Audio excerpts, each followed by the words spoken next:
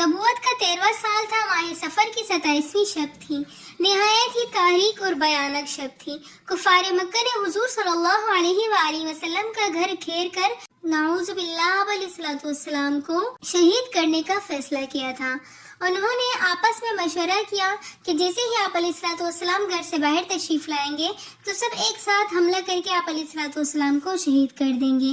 لیکن رسول اللہ صلی اللہ علیہ وآلہ وسلم کو اللہ پاک نے الہام کر دیا تو آپ علیہ الصلوۃ والسلام نے اپنے بھائی حضرت علی رضی اللہ تعالیٰ عنہ کو اپنے بستر پر لٹایا اور سورہ یاسین کی تلاوت کرتے ہوئے کفار کے گھیرے سے نکل گئے.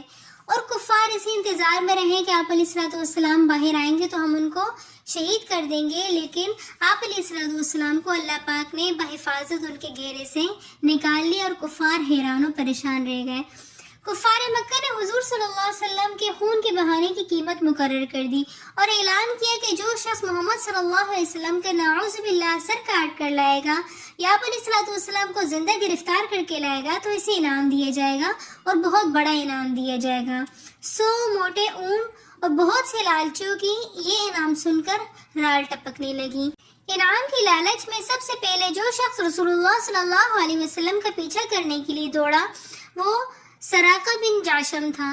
خدا کے رسول اللہ صلی اللہ علیہ وسلم نے گھر سے چلنے کے بعد ایک غار میں پناہ لی. یہ غار مکے سے خاصے فاصلے پر تھا. غار سور کے نام سے اس غار کو یاد کیا جاتا ہے. رسول اللہ صلی اللہ علیہ وسلم نے 3 دن یہاں قیام فرمایا اور چوتھے دن وہاں سے مدینہ منورہ کی جانب روانہ ہو گئے.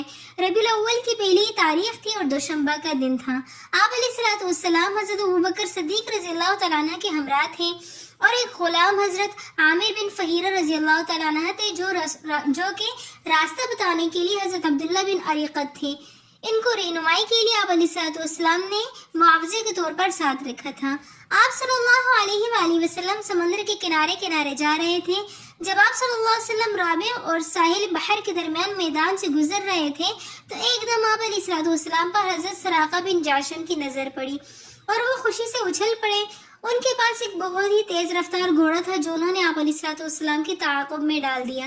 سراقہ سر پر کھود رکھے نیزہ تانے اور چمکتے ہتھیار بدن پر سجائے اپنی گھوڑی کو آپ علیہ الصلوۃ والسلام کے پیچھے دوڑانا شروع کر دیا.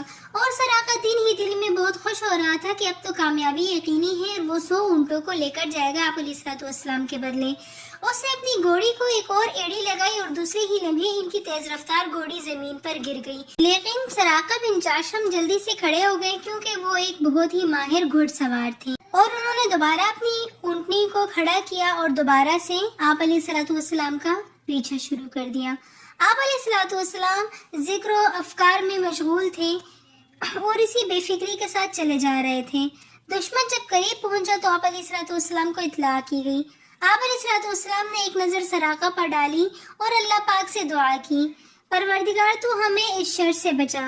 زبان مبارک سے جیسے ہی یہ کلمہ پورا ادا ہوا کہ سراقہ کی گھوڑی زمین پر دوبارہ گر گئی اور سراقہ بھی زمین پر گر گئے اور وہ سمجھ گئے کہ خدا نے ہماری حفاظت کا معاملہ کر لیا. نہایت ہی عاجزی کے ساتھ سراقہ نے آپ علیہ الصلوۃ والسلام سے اپنی جان کی امان طلب کی. سراقہ نے کہا کہ یا رسول اللہ میں آپ سے وعدہ کرتا ہوں کہ جو شخص بھی آپ کے تعاقب میں آئے گا میں اس کو راستے سے ہی لوٹا دوں گا. سراقہ جب وعدہ کر کے پلٹا تو حضور صلی اللہ علیہ وسلم نے فرمایا سراقہ اس وقت تمہاری شان اور شوکت کیا ہوگی جب تمہارے ہاتھوں میں کسرہ کے کنگن پہنائے جائیں گے. چند ہی سال گزرے تھے کہ خدا کے رسول صلی اللہ علیہ وسلم کا تعاقب کرنے والا یہ سراقہ رسول اللہ صلی اللہ علیہ وسلم کی خدمت میں حاضر ہوا اور کہا یا رسول اللہ مجھے اپنے فداکاروں میں شامل فرما دیجیے. رسول اللہ صلی اللہ علیہ وسلم نے سراقہ کو کلمہ پڑھایا اور اس دل چھیل دینے والے واقعے کا ذکر بھی نہ کیا.